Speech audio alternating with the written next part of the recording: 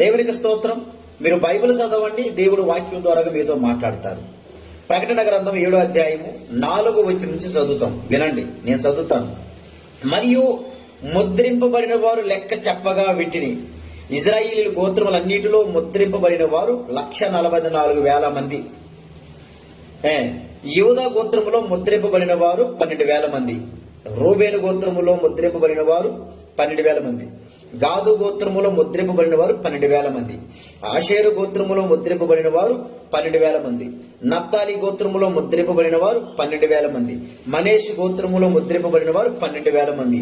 సిమియోను గోత్రములో ముద్రింపబడిన వారు 12,000 మంది. లేవి గోత్రములో ముద్రింపబడిన వారు 12,000 మంది. ఇషాకార గోత్రములో ముద్రింపబడిన వారు 12,000 మంది. జబూలూను గోత్రములో ముద్రింపబడిన వారు 12,000 మంది.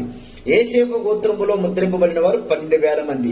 బెన్యమీను గోత్రములో ముద్రింపబడిన వారు 12,000 మంది.